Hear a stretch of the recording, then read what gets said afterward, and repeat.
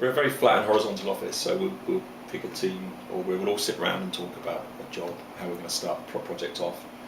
And we don't really we have our own thoughts, just like you would in the West, about where we want it to go. But we're not that fixed. It can go either way. We take a lot of input from the staff, and we sit, we don't work at weekends here. We don't want our staff working all night if we can help it.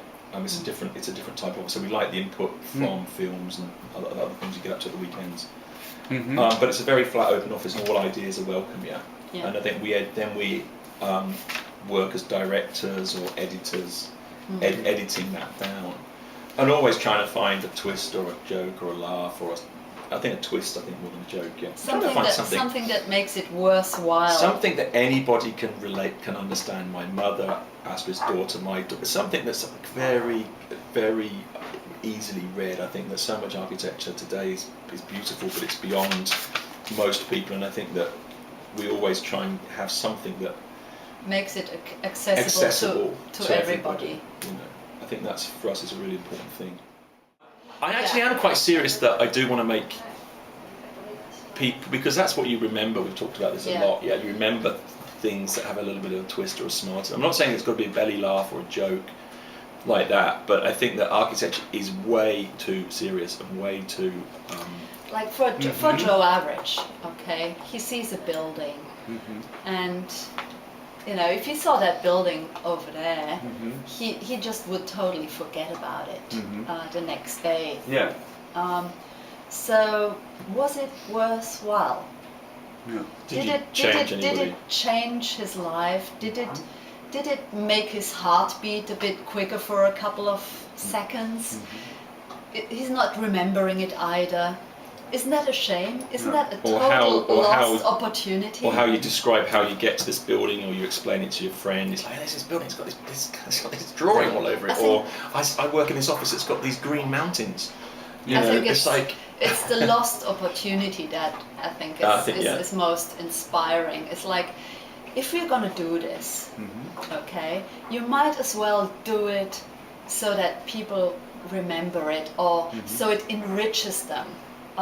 So that they take away a nice memory, and because that's what makes them feel good, positive things.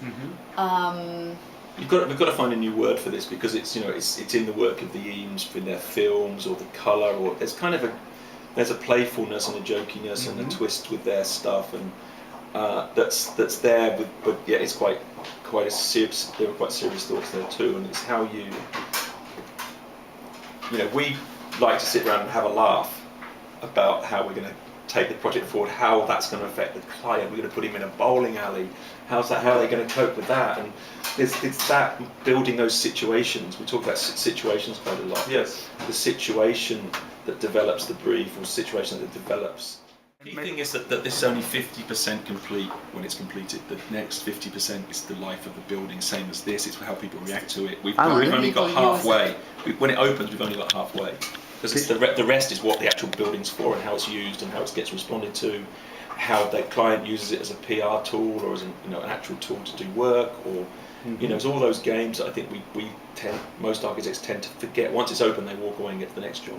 But I think we're trying to work with the client about the programming, and the way we get it into a magazine, and all of that is a part of the job. We've given them a tool to sell themselves, a tool for them to work with their staff, and just to walk off and be blind to that, I think it's a little bit strange. So it's always good to have a chat. And it's difficult to doing visual things like this. As Marc was saying, you do them intuitively. You have these gut feelings, and then you have to describe and talk in words about. No, I think the critical pragmatist with the twist is fine. Okay.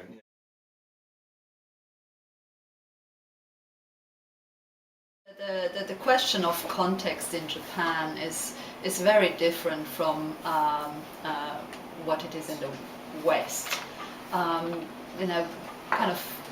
We tend to grow up, and you have to, and the context will stay for quite a long time. you know, especially older cities. The cities tend to be really old in Europe, right? Because they're made of stone and brick, and here they're made of timber and paper. Whereas here it's like, you know, you start, if you start paying attention to the context, and then next minute, while you build your building, which was contextual to the neighbor pulls his building down. We've had that with several projects. And so, oh, there goes my context, you know. I think if it was all natural, yeah, if for example, the Gungun Wall or Green Screen, yeah, if that was all real plants, it would be too nice. It would be too normal, and you know, you want, you know, like, you know that this table is white because I'm wearing black. Yeah. Okay, so you, because you have the contrast or the opposite, you appreciate the natural the green screen is really important. So if you have the fake next to the real becomes realer. That's interesting, actually. Yeah. So you appreciate it more. I don't know. Because that green becomes screen, more precious. It becomes more.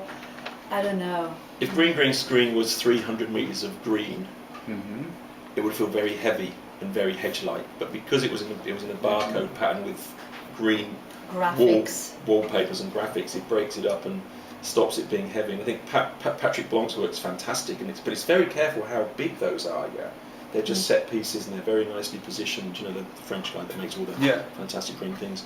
Yeah. But if it would have been a whole wall of that, it would have been way too heavy. So you've got to find a way to, and the way he works with things too is quite interesting. But the way we do it is by juxtaposing it against, again, subconsciously in most cases. You know, it's